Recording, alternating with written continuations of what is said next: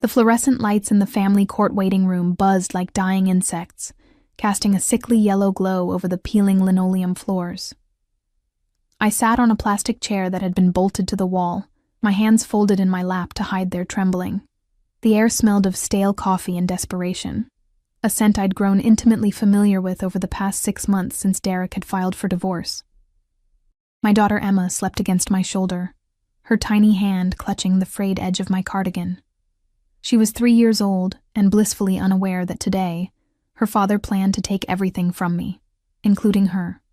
I'd arrived at the courthouse 2 hours early, partly from anxiety, and partly because I couldn't afford to miss the single bus that came through our neighborhood at dawn. My court-appointed lawyer had called yesterday to cancel some family emergency that couldn't wait.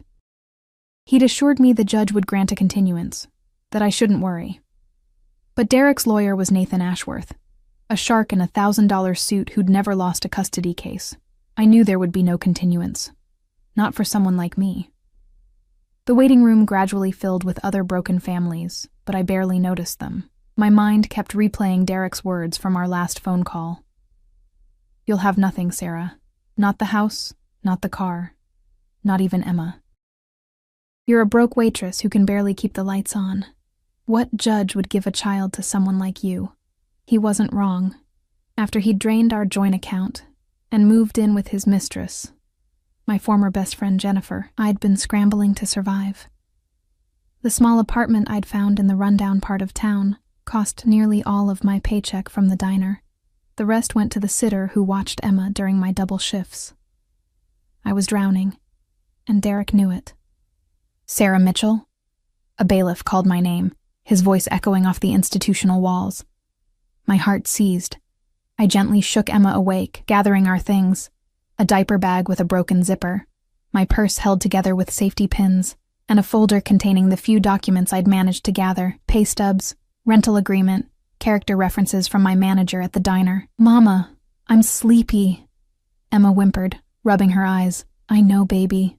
Just a little longer." The courtroom was smaller than I'd imagined from TV shows, but infinitely more terrifying.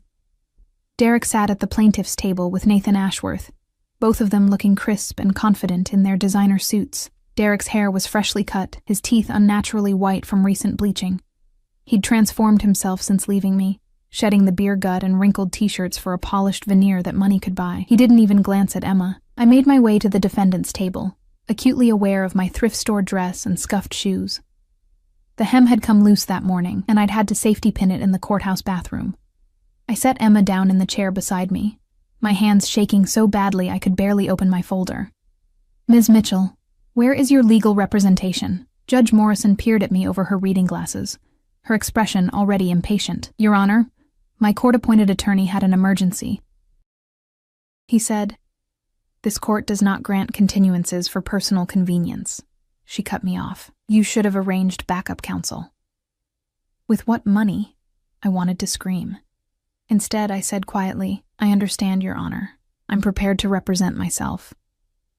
Nathan Ashworth smiled, a predator scenting blood. Derek leaned back in his chair, arms crossed, that smug expression on his face that I'd once found charming and now made my stomach turn. "Very well, Mr. Ashworth. You may proceed." What followed was a systematic destruction of my character. Nathan painted me as an unfit mother, unstable employment, inadequate housing, no family support system. He produced photographs of my apartment building, making it look like a condemned crack house rather than the modest but clean home I'd worked so hard to provide. He called Derek's mother as a witness, who testified, perjured herself really, that I'd always been neglectful and emotionally unstable. I sat there, voiceless and powerless, watching my life disintegrate. Emma played quietly with a small doll I'd bought her from the dollar store, unaware that her father was trying to erase me from her existence. When it was my turn to speak, I stumbled through my defense. I had no lawyer's eloquence, no practiced arguments, just the truth. That I loved my daughter, that I worked 2 jobs to provide for her, that Derek had abandoned us for another woman, and now wanted to punish me for his guilt. "Ms. Mitchell," Judge Morrison interrupted, her tone suggesting she'd already made her decision. "The court must consider the child's best interests. Mr. Mitchell can provide stability, a 2-parent household, Financial security. He cheated on me with my best friend. The words burst out before I could stop them. He emptied our bank account and left us with nothing. He hasn't seen Emma in 6 months, hasn't paid a dime in support, and now he wants to take her just to hurt me. Ms. Mitchell, control yourself or I'll hold you in contempt. Tears streamed down my face. This wasn't a courtroom. It was an execution chamber, and I was completely defenseless. Your Honor, if I may, the voice came from behind me, deep and smooth as expensive whiskey. It carried an authority that made everyone in the room turn toward the door. I twisted in my seat and felt the air leave my lungs. The man standing in the courtroom entrance was unlike anyone I'd ever seen. Tall, well over 6 feet, with dark hair swept back from a face that could have been carved from marble. He wore a charcoal suit that probably cost more than I made in 6 months, perfectly tailored to broad shoulders and a lean frame. But it wasn't his appearance that made my breath catch. It was the aura of absolute power that radiated from him like heat from a flame. 2 men in dark suits flanked him, clearly security, their eyes constantly scanning the room with professional wariness. Everyone in the courtroom seemed to shrink in his presence, including Nathan Ashworth, whose confident smirk had vanished. And you are? Judge Morrison's voice had lost its sharp edge, replaced by something almost deferential. Dante Salvatore, Your Honor. I'm here to represent Ms. Mitchell. He moved into the room with the fluid grace of a predator, his footsteps silent on the courthouse floor. One of his security guards remained by the door, while the other took up position along the side wall. I couldn't speak. I couldn't breathe. I had no idea who this man was, or why he was here. But the way Derek had gone pale at the mention of his name told me everything I needed to know about the kind of power Dante Salvatore wielded. He approached our table, and I caught his scent. Sandalwood, and something darker, more dangerous. His eyes met mine for the briefest moment, and I saw something flicker in those cold, dark depths. Recognition? Impossible. I'd never seen this man before in my life. Your Honor, I apologize for my tardiness, Dante said, his voice never rising above conversational volume yet somehow commanding absolute attention. There was an unavoidable delay. I trust you'll permit me a few moments to confer with my client before we proceed. It wasn't really a question. Judge Morrison nodded, looking flustered in a way I'd never seen a judge look before. Of course, Mr. Salvatore, we'll take a 15-minute recess. As the judge retreated to her chambers, Dante turned to face me fully. Up close, he was even more devastating. Features too perfect to be merely handsome. A slight scar cutting through his left eyebrow that only added to his dangerous appeal, but it was his eyes that held me captive. Dark as midnight, they seemed to see straight through every defense I'd ever built. Ms. Mitchell, he said softly, extending his hand. We should talk. I stared at his hand. Strong, elegant fingers, a watch that probably cost more than my car had, and then up at his face. I don't understand. I can't afford. You don't need to afford me. He glanced at Derek and Nathan, who were watching us with transparent alarm. His expression didn't change, but something shifted in the air, a promise of violence so subtle and so certain that I saw Derek actually flinch. Consider me a concerned party with an interest in seeing justice done. I should have been suspicious. Should have questioned why a man who clearly moved in circles of wealth and power beyond my comprehension would offer to help a broke waitress. But I was drowning, and he was offering me a lifeline. Okay, I whispered. His hand closed around mine, warm and strong, and for the first time in 6 months, I felt something other than despair. I felt hope. And I felt something else, something that terrified me almost as much as losing Emma. The way his thumb brushed across my knuckles, the intensity in his gaze that suggested this was about more than legal representation, the subtle possessiveness in how he positioned himself between me and Derek. I had no idea who Dante Salvatore really was, but I was about to find out that I'd just made a deal with the most dangerous man in the city, and that my husband had made an enemy far more powerful than he could possibly imagine. The conference room Dante led me to was just down the hall from the courtroom, but it felt like entering a different world. His security guard, a mountain of a man with a scar across his jaw, opened the door, and then positioned himself outside, creating a barrier between us and the chaos we'd left behind. Emma clung to my hand, her eyes wide as she took in the strange man who'd appeared like some dark angel. Dante crouched down to her level, his severe expression softening in a way that made my heart stutter. "Hello, Emma," he said gently. "My name is Dante. I'm going to help your mama today. Is that okay?" She nodded shyly, tucking herself against my leg. He didn't push, just stood gracefully and gestured for me to sit at the polished conference table. I noticed he waited until I was seated before taking his own chair, an old-fashioned courtesy that seemed at odds with the dangerous energy that hummed beneath his civilized surface. "I don't understand," I began, my voice barely steady. "Who are you? Why are you helping me? I can't pay you, Mr. Salvatore. I can barely afford groceries." "Dante?" he corrected, his dark eyes holding mine with an intensity that made me feel exposed. "And I'm aware of your financial situation, Sarah." "May I call you Sarah?" I nodded, throat dry. "Your husband made a mistake." He leaned back in his chair, deceptively relaxed, but I could see the coiled tension in his shoulders. A significant one. He and his business partner, a man named Marcus Chen, stole from me. $2 million, to be precise. They thought they were clever, routing the money through offshore accounts, creating shell companies. My blood turned to ice. "I don't know anything about that. I swear, He raised a hand, silencing me. "I know. I've had Derek under surveillance for 3 months. You were already separated when he made his play. You're innocent in this."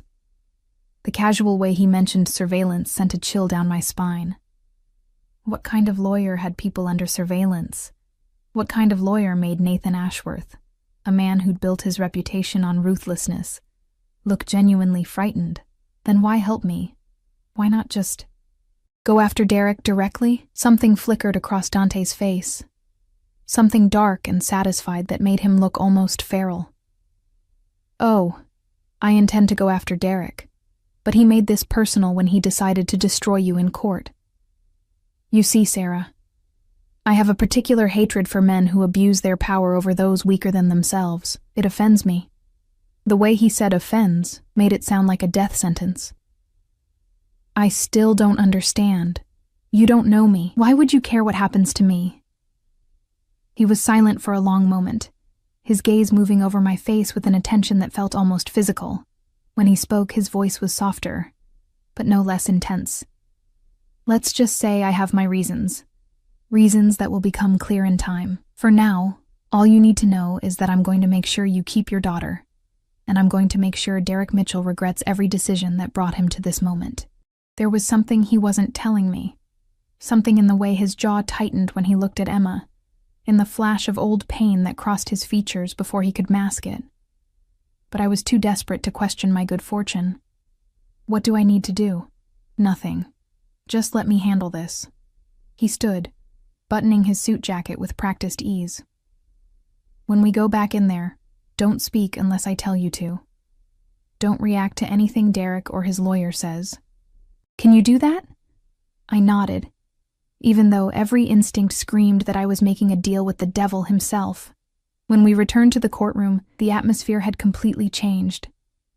Derek and Nathan were huddled together, whispering urgently. Derek's mother had disappeared, likely sent away by Nathan, who was smart enough to know they needed to regroup. Judge Morrison took her seat, her expression carefully neutral, but I noticed the way her eyes tracked Dante's movements across the room. Everyone tracked Dante's movements. He commanded attention the way fire commanded heat, absolutely and without effort. "Mr. Salvatore, you may proceed with your representation of Ms. Mitchell," the judge said. "Thank you, Your Honor." Dante remained standing, his presence dominating the small courtroom. "I'll be brief. My client has been subjected to a campaign of character assassination based on misleading evidence and perjured testimony. Mr. Mitchell has presented himself as a concerned father seeking custody of his daughter, but the reality is quite different. He opened a leather portfolio, expensive, Italian, probably worth more than my monthly rent, and removed several documents. His security guard, who'd somehow procured a tablet, began displaying images on a screen that had been wheeled in during our recess. "This is Derek Mitchell 3 weeks ago at the Sapphire Club in Miami. The image showed Derek with his arm around a woman who definitely wasn't Jennifer, his hand on her breast, clearly intoxicated. And here, 2 days after filing for divorce. Another image, Derek at a poker table, chips worth thousands scattered in front of him. And my personal favorite, Derek Mitchell 5 months ago, the day before he emptied his joint account with Ms. Mitchell, depositing a cashier's check for $50,000 into a private account his wife knew nothing about. Nathan shot to his feet. Objection. This is... How did you even obtain these photographs? This is an invasion of privacy. Dante turned to him with a smile that didn't reach his eyes. I obtained them through perfectly legal means, counselor. Unlike the photographs you presented of Ms. Mitchell's apartment, which I notice were taken from inside the building without permission or warrant. Should we discuss invasion of privacy? Nathan's face went crimson, but he sat down. Judge Morrison leaned forward. Continue, Mr. Salvatore. Derek Mitchell is not seeking custody because he loves his daughter. He hasn't seen her in 6 months, hasn't called, hasn't sent birthday gifts, hasn't asked about her well-being. He's seeking custody for 2 reasons: to punish his ex-wife for his own guilt, and to create the appearance of stability while he's under investigation for financial crimes. Derek jumped up. That's a lie. I'm not under any investigation. Sit down, Mr. Mitchell, Judge Morrison ordered. Dante continued as if Derek hadn't spoken. As of this morning, the FBI has opened an investigation into Derek Mitchell and his business partner, Marcus Chen, for wire fraud, money laundering, and embezzlement. I have documentation here from Special Agent Rodriguez confirming the investigation. He slid papers across to the judge, who reviewed them with widening eyes. My mind reeled. How had Dante arranged all of this?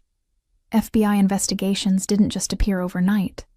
Unless he'd had Derek in his sights for far longer than 3 months. Furthermore, Dante said, his voice dropping to that dangerous purr that made my spine tingle, I have here a sworn affidavit from Jennifer Hayes, Mr. Mitchell's current romantic partner, stating that Derek has been verbally abusive, has a gambling problem, and has expressed his intention to send Emma to boarding school the moment custody is finalized. Apparently, actually raising his daughter isn't part of his plan. Nathan was frantically whispering to Derek, who'd gone from red to ashen. I'd never seen Derek scared before. He was a bully, but he'd always been confident in his ability to charm or intimidate his way through life. He wasn't confident now. Your Honor, Dante said, gathering his papers with unhurried precision. Ms. Mitchell is far from a perfect parent. She's poor. She works long hours. Her apartment is in a rough neighborhood. But she loves her daughter. Every dollar she makes goes to providing for Emma. Every decision she makes is with her daughter's best interests at heart. The question this court must answer is simple. Would you rather place a child with a loving mother who struggles financially, or with a father under FBI investigation who plans to abandon his daughter to boarding school while he parties in Miami? The silence that followed was deafening. Judge Morrison removed her glasses, rubbing the bridge of her nose. Mr. Ashworth, do you have any response to these allegations? Nathan looked like he wanted to crawl under the table. Your Honor, we request a continuance to review this new evidence. Denied. Judge Morrison's voice was ice. You pushed for this hearing to proceed without Ms. Mitchell's representation. You'll get your ruling today. She spent several minutes reviewing the documents Dante had provided, her expression growing darker with each page. Finally, she looked up. Custody of Emma Mitchell is awarded to Sarah Mitchell, Mr. Mitchell. You're granted supervised visitation only, pending the outcome of the federal investigation. If you're convicted of any crimes, those visitation rights will be revoked. You are ordered to pay child support in the amount of $1,500 per month, retroactive to the date of separation. Furthermore, you are ordered to vacate the marital home within 30 days. The house will be sold, and proceeds split evenly between both parties. Derek exploded. This is bullshit. She got to him. She fucked him, didn't she? That's how... The security guard by the door moved so fast I barely registered it. Suddenly he was beside Derek, one massive hand on Derek's shoulder, squeezing just hard enough to make Derek gasp and sink back into his chair. Mr. Mitchell. Judge Morrison's voice cracked like a whip. One more outburst and I'll hold you in contempt. Do you understand? Derek nodded, face twisted with impotent rage and genuine fear. This hearing is adjourned. I sat frozen, unable to process what had just happened. Emma was still mine. The nightmare was over. I'd won. But when I turned to thank Dante, the expression on his face stopped the words in my throat. He was watching Derek with the cold patience of a hunter who'd just set a trap. This wasn't over for him. The custody hearing had been a battle. The war was just beginning.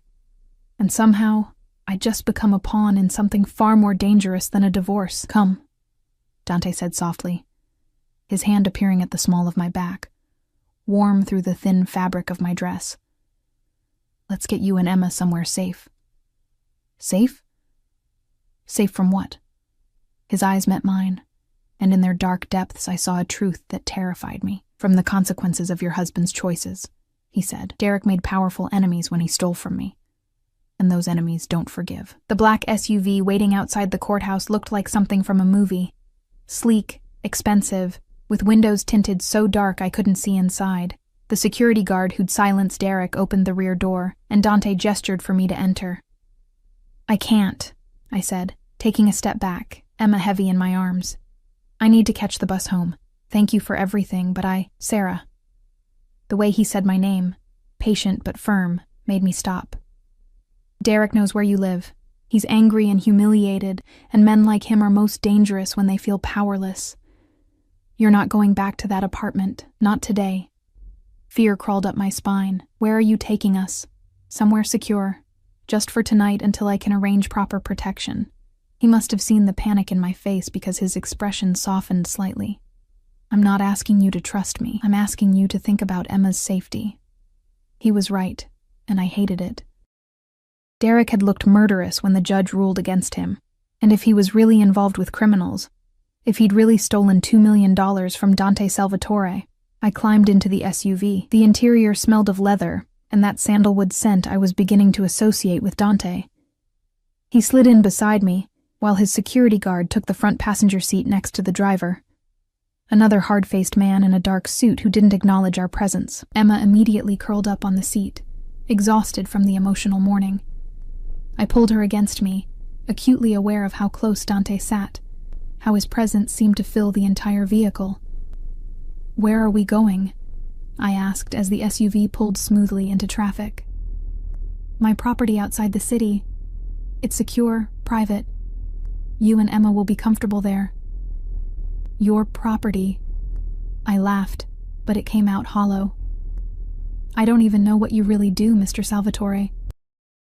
You're not just a lawyer, are you? He turned to look at me, and the intensity of his gaze made my breath catch. No, Sarah. I'm not just a lawyer. Then what are you? I'm a businessman. I handle acquisitions, investments, negotiations.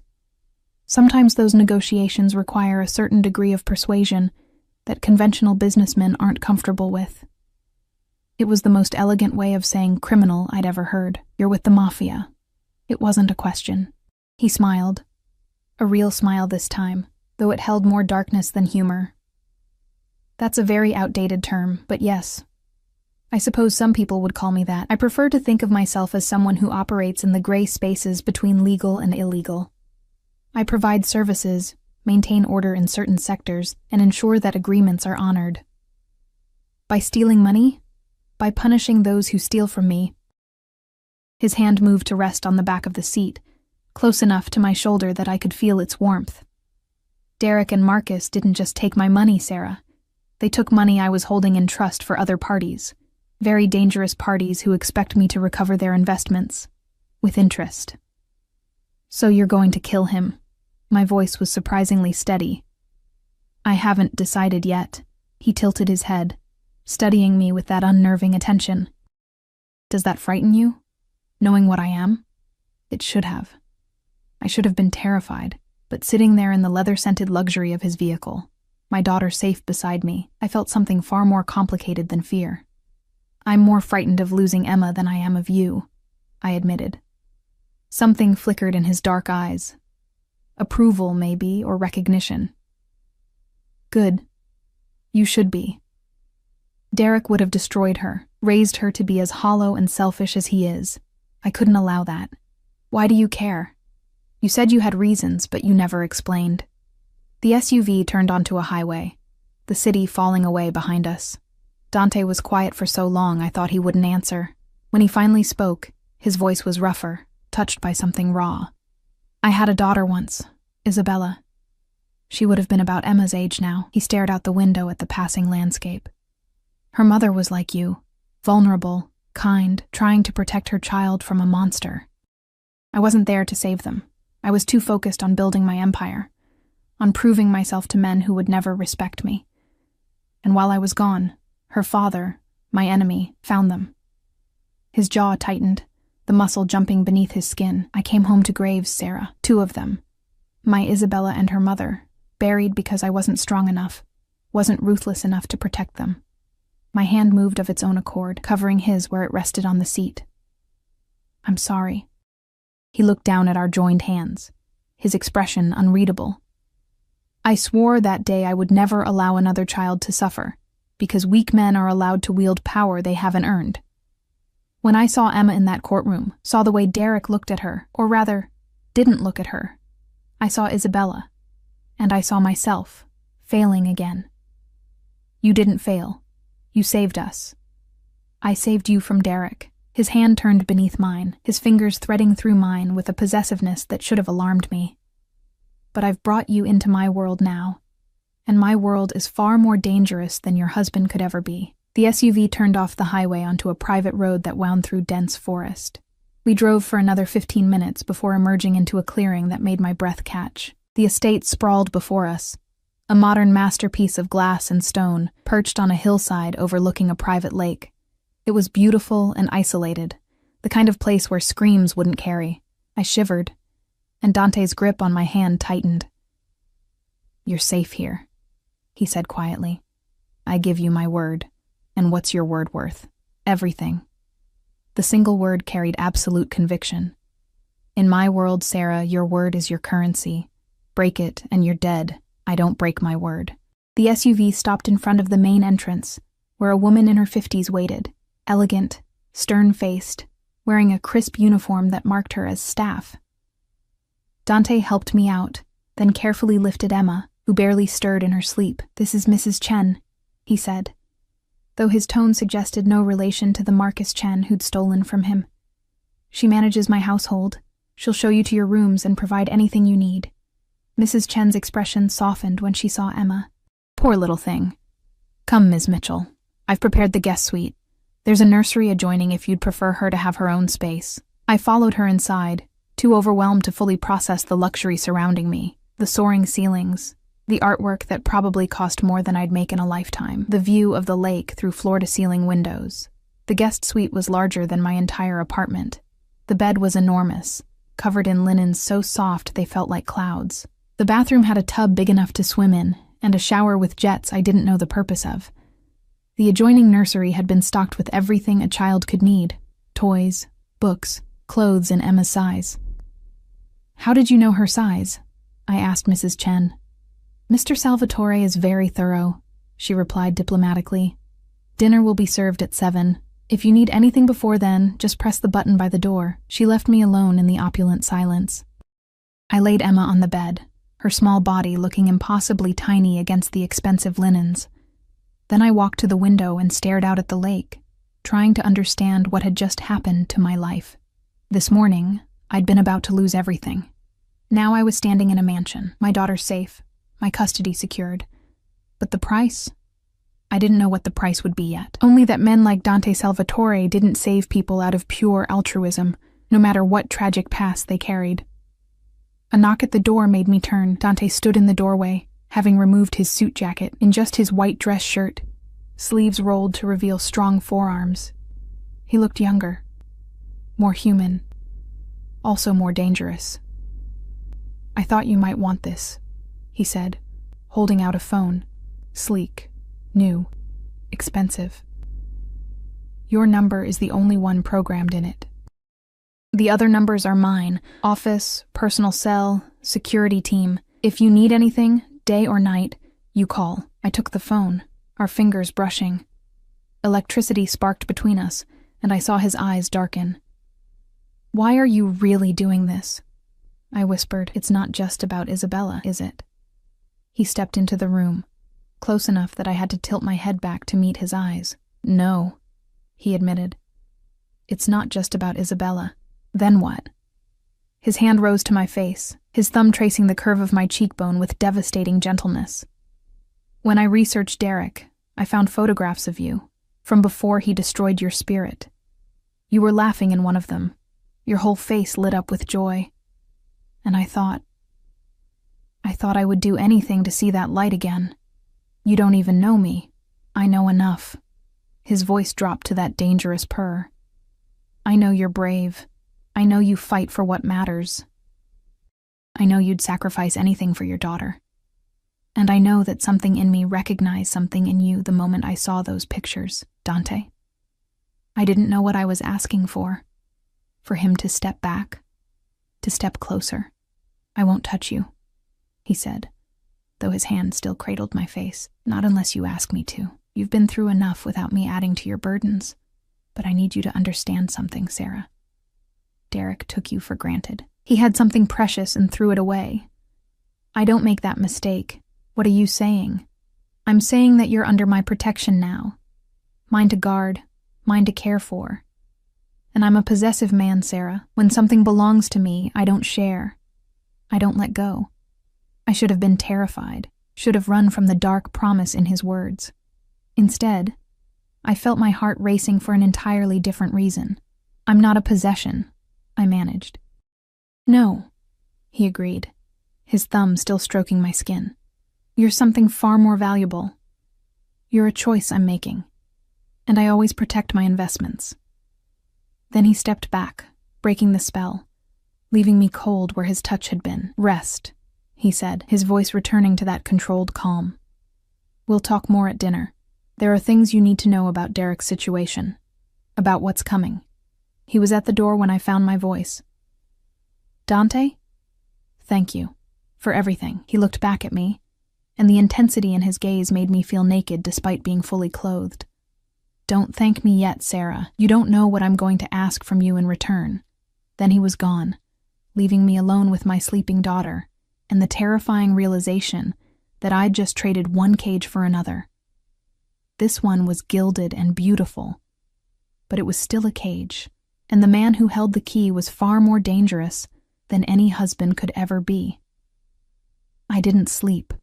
How could I, when every surface in the room whispered of wealth I'd never imagined, when the silence of the estate pressed against me like a physical weight? Emma slept peacefully, her small chest rising and falling with the innocence of a child who didn't understand that our lives had fundamentally changed. At 6:30, I showered in that ridiculous bathroom, using products that probably cost more than my weekly grocery budget. Mrs.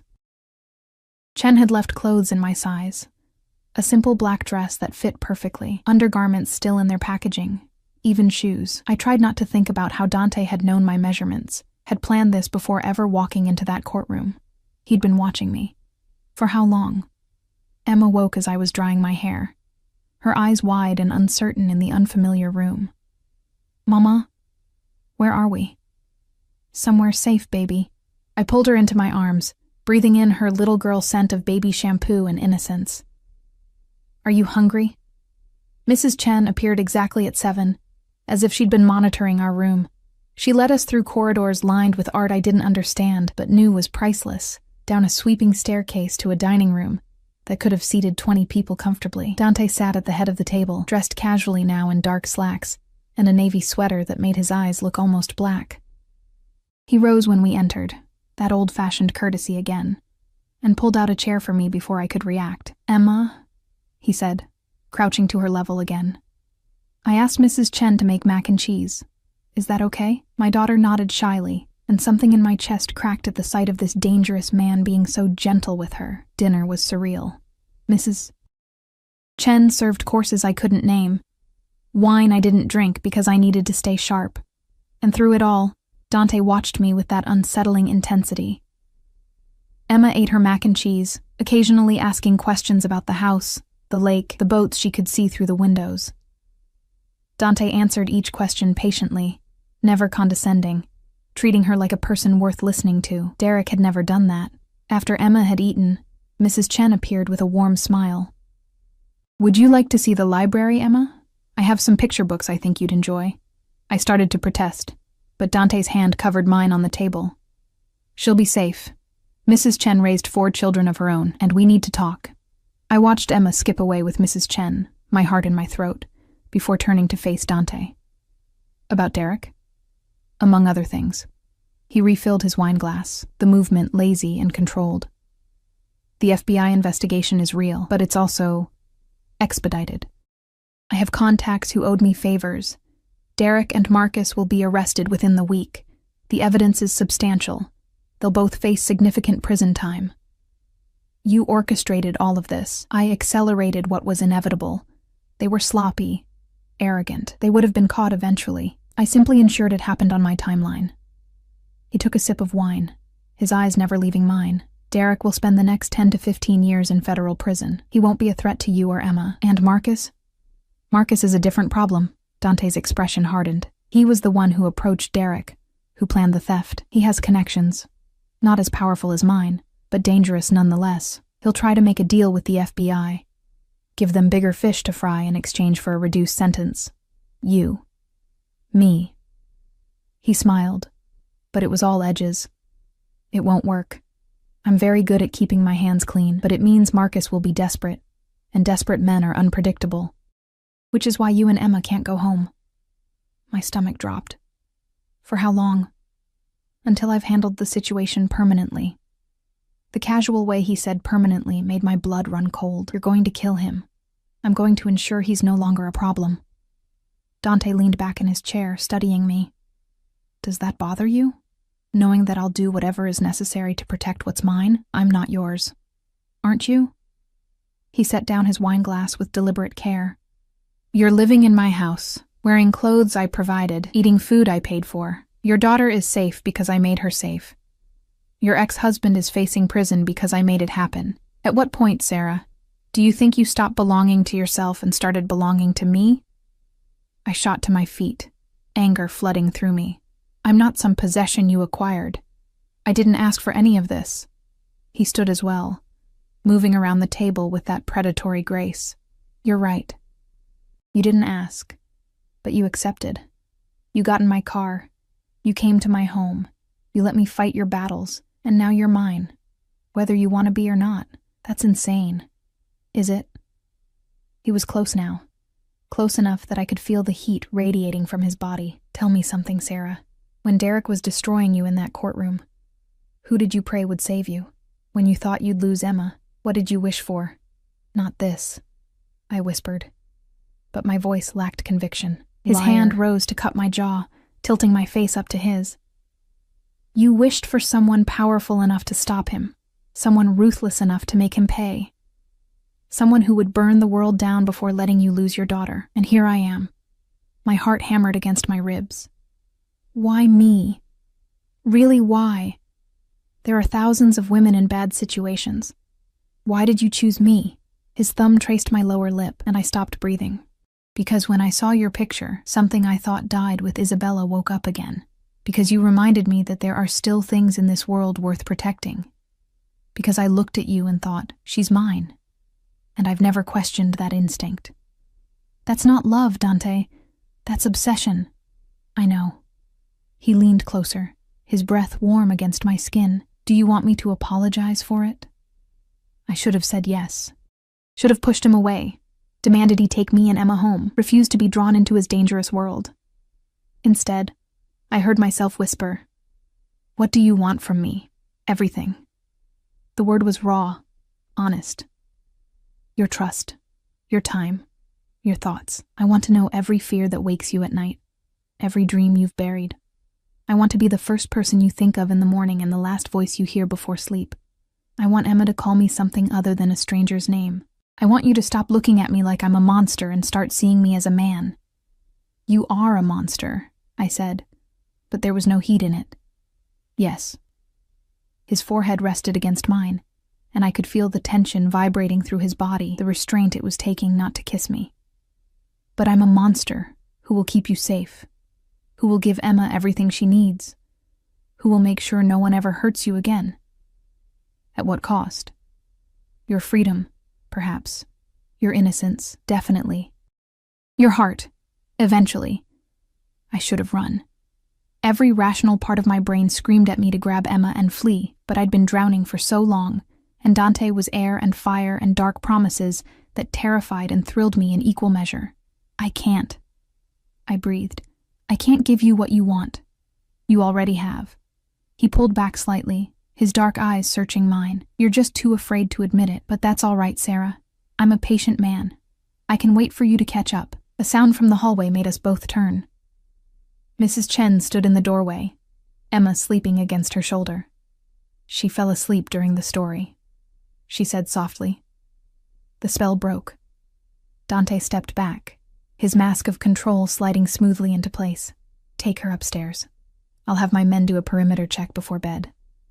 As Mrs. Chen carried Emma away, I wrapped my arms around myself, suddenly cold. I should go too. Sarah. He caught my wrist gently. I meant what I said. I won't touch you unless you ask. But you need to understand. You're mine to protect now. That means my guards, my rules, my world. Can you live with that? Do I have a choice? His expression softened slightly. There's always a choice. I can arrange a safe house, protection until Derek and Marcus are imprisoned. You'd be free to leave, to rebuild your life without me in it. But you'd never be truly safe. Derek's friends, Marcus's connections, they'd always be out there. Always a threat. With me, you're untouchable. My reputation alone will keep you safe. But it means staying close. It means belonging to me, at least in the eyes of everyone who might wish you harm. A cage, I said quietly. A gilded one. He released my wrist, stepping back. Think about it. You have until morning to decide. Stay and accept my protection, my rules, my claim on you and Emma. Or leave and take your chances with whatever comes. He was giving me a choice that wasn't really a choice at all, because we both knew I couldn't risk Emma's safety on pride or fear. I'll think about it, I said, though we both knew what my answer would be. I made it to the door before his voice stopped me one more time. Sarah, when you decide to stay, and you will, remember that I don't share. Emma's father is in my past now. But if another man looks at you, touches you, even thinks about you the way I think about you, I won't be responsible for what happens to him. I turned to look at him, this beautiful, dangerous man who'd upended my entire existence in a single day. That's not fair. I never claimed to be fair. His smile was dark and possessive. I claim to be yours. There's a difference. I lay awake that night, Emma curled against me, listening to the unfamiliar sounds of Dante's estate. Footsteps in the hallway, guards doing their rounds, the distant sound of voices, probably Dante on the phone, conducting business that I didn't want to imagine. The whisper of wind across the lake. My phone, the one Dante had given me, buzzed on the nightstand. A text from an unknown number. Sleep well, Sarah. Tomorrow, everything changes. I knew without checking that it was from him, that he was probably in his own room somewhere in this massive house, thinking of me the way I was thinking of him. I should have been terrified. Instead, I felt alive for the first time in years, and that terrified me most of all, because Dante Salvatore was right about one thing. I was already his. I just hadn't admitted it yet, but I would. God help me, I would. 3 weeks passed in a blur of surreal normalcy. Emma thrived in Dante's estate, running through the gardens, feeding the ducks at the lake, learning to paint in the sunroom that Mrs. Chen had converted into a playroom. She laughed more than I'd heard in months, the constant tension that had lived in her small body finally releasing. I tried to maintain boundaries, tried to remember that this was temporary, that we were guests, that Dante Salvatore was a dangerous man who'd inserted himself into our lives for reasons I still didn't fully understand. But it was impossible to maintain distance when he was everywhere. He joined us for breakfast every morning, listening to Emma's chatter about her dreams, her drawings, her discoveries. He worked from home most days, his office door open, and I'd catch glimpses of him on phone calls in Italian or Russian, his voice hard and commanding in ways that made my stomach flutter with something that definitely wasn't fear. In the evenings, after Emma was asleep, he'd find me. Sometimes in the library, where I'd discovered a love of reading I'd forgotten during my marriage. Sometimes on the terrace overlooking the lake, where the sunset painted the water gold and red. He never pushed, never demanded, just sat with me, talking about everything and nothing. Books, music, Emma's latest adventure, carefully avoiding the subjects of Derek or Marcus, or the criminal empire he commanded. It was seduction by inches, by quiet moments and genuine conversation. By the way, he remembered I liked my coffee with too much cream and not enough sugar. By the thoughtful gifts that appeared in my room, not expensive jewelry or clothes, but books I'd mentioned wanting to read. Art supplies because I'd admired Emma's paintings. A journal because he'd noticed I liked to write down my thoughts. He was patient, terrifyingly patient. And I was falling. The call came on a Tuesday morning. Dante's expression as he listened to whoever was on the other end made something cold settle in my stomach. When he hung up, he found me in the kitchen, where I'd been helping Mrs. Chen bake cookies with Emma. "Can we talk?" His voice was carefully neutral, but I could see the tension in his shoulders. "Privately?" Mrs. Chen took over with Emma without being asked. I followed Dante to his office, my heart racing. "Derek and Marcus were arrested this morning," he said, closing the door behind us. "The FBI had enough evidence to bring formal charges. Derek will likely take a plea deal. 10 years, out in 7 with good behavior. Marcus is being more stubborn. That's good, right?" "For Derek, yes. He's no longer your problem." Dante moved to the window, staring out at his estate with an expression I couldn't read. "But Marcus made bail. $2 million. Money he shouldn't have access to, which means he has backers I didn't know about. And his lawyer filed a motion this morning requesting the names of all witnesses involved in the investigation. Including me. Including you."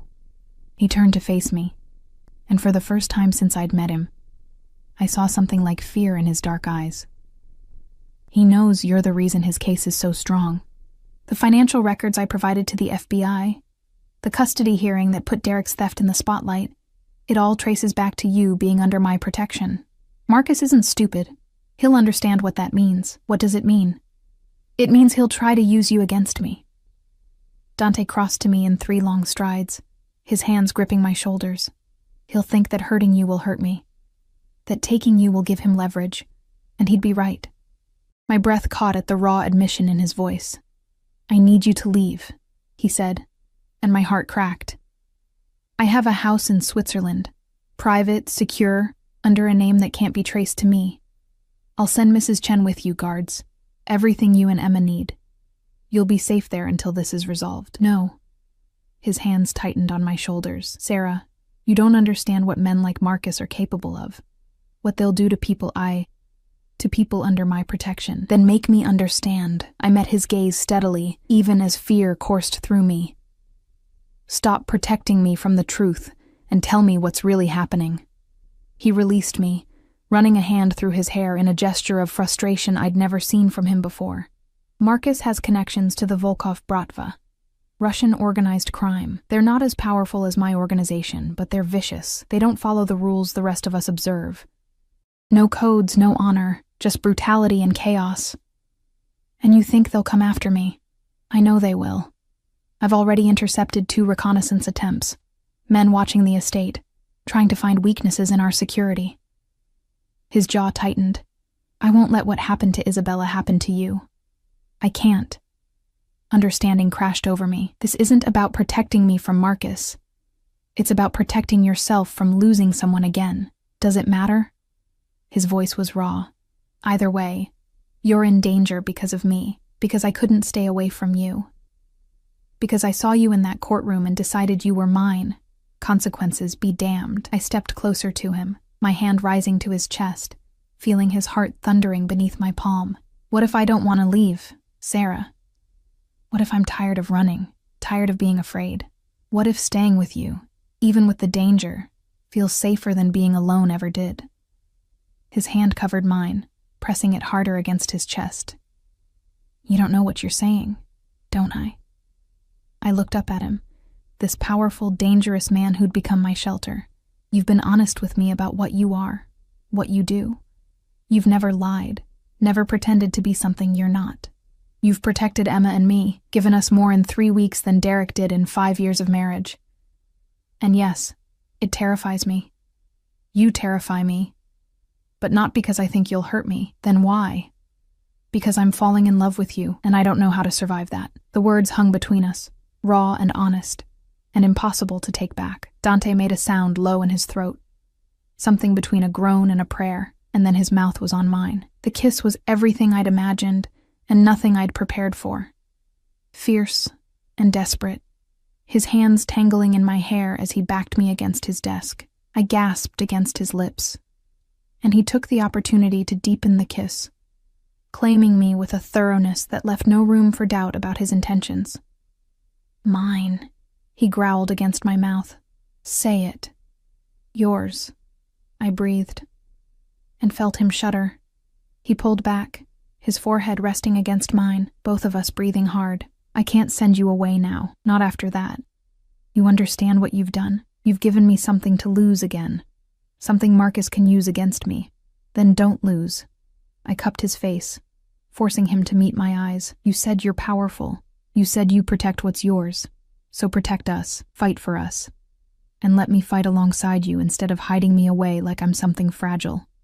You are fragile compared to the forces arrayed against us. Maybe. But I'm also stronger than you think. I survived Derek. I survived poverty and fear, and nearly losing my daughter. I can survive this too. We can survive this. His kiss this time was gentler, reverent, like I was something precious he was afraid to break. I've never wanted anything the way I want you, he admitted against my lips. It's terrifying. Good. I smiled. Now you know how I feel every time you look at me. The attack came 2 nights later. I woke to the sound of gunfire, sharp cracks that shattered the peaceful silence of the estate. Dante was in my room before I could fully process what was happening, dressed all in black, a gun in his hand that he held with the ease of long practice. Stay down, he ordered, already moving to the window. They breached the south perimeter. My men are engaging. Emma woke crying, and I grabbed her, holding her tight as more gunshots echoed through the night. Dante spoke rapidly into a phone in Italian, his voice hard and commanding. Through the window I could see muzzle flashes in the darkness, figures moving through the trees. How many? I managed to ask. 8, maybe 10. He moved away from the window, coming to crouch beside us. Listen to me carefully. There's a safe room in the basement. Mrs. Chen knows where. I'm going to have Marco take you there, and you're going to stay until I come for you. Understand? What about you? I'm ending this. The look in his eyes was pure predator. Marcus made a mistake coming here. He threatened what's mine. There's no coming back from that. The door burst open and Marco, one of Dante's senior guards, appeared, weapon drawn. Boss, we need to move them now. They're pushing toward the house. Dante kissed me hard and fast, then pressed a small gun into my hand. Insurance. Point and pull if anyone who isn't me or my men comes through that door. Then he was gone, and Marco was ushering Emma and me through corridors I'd never seen, down stairs that descended into darkness. Mrs. Chen waited in the safe room, a windowless concrete bunker with supplies for weeks and monitors showing every angle of the estate. On the screens, I watched Dante's war unfold. He moved through his estate like death incarnate, flanked by his men, systematically eliminating the intruders. It should have horrified me. Instead, I felt a fierce pride watching him protect what was his, what was ours. The battle lasted 30 minutes. When the shooting finally stopped, 7 bodies lay scattered across Dante's property. Marcus wasn't among them. He'd sent his men but stayed safely away, the coward. Dante appeared on the monitors, speaking to his security team, issuing orders. Then he was striding toward the house, and I knew he was coming for us. Mrs. Chen unlocked the safe room door. Dante stood on the other side, blood on his shirt that I prayed wasn't his. Eyes wild until they found me. Sarah. Just my name. But it held everything. I handed Emma to Mrs. Chen and went to him, not caring about the blood, about what he'd just done. He crushed me against him, his face buried in my hair. It's over, he said. Marcus won't be a problem anymore. Is he dead? Not yet, but he will be. Tonight, by my hand. He pulled back to look at me. Does that change how you feel about me? I thought about it, really thought about it.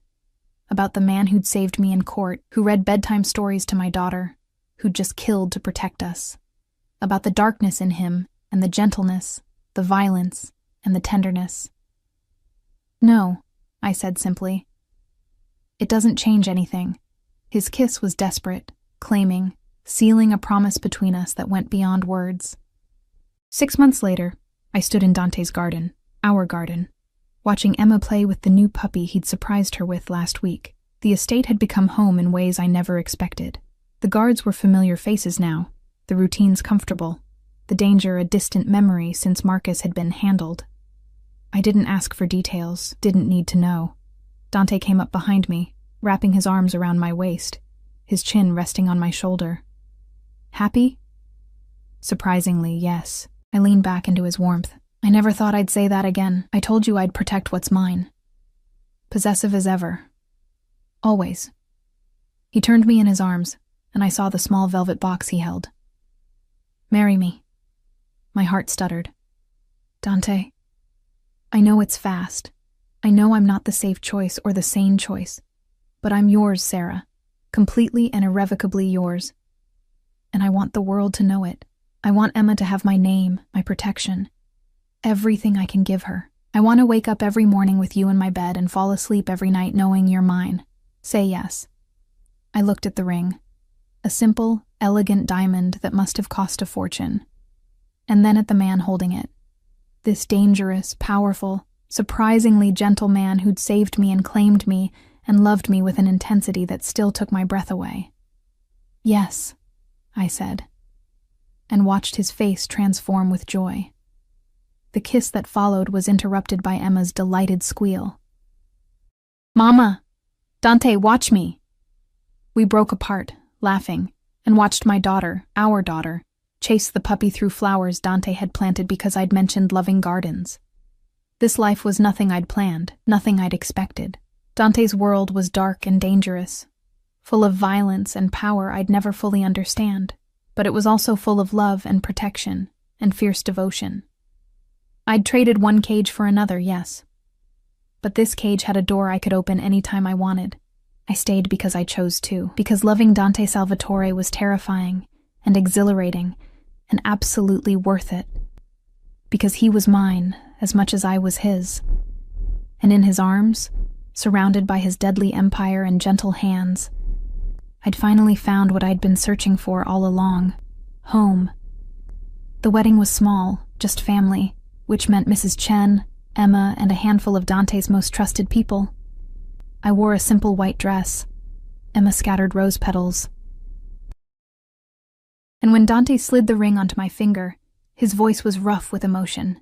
Mine, he whispered. Yours, I agreed, always. And I meant it. Because Sarah Mitchell had died in that courtroom 6 months ago. Sarah Salvatore was someone stronger, braver, loved beyond measure. Derek had tried to take everything from me. Instead, he'd led me to the one man who would give me everything. Sometimes the best revenge is simply living well, and I was living better than I ever had. Safe. Protected. Loved. In the arms of the most dangerous man I'd ever known.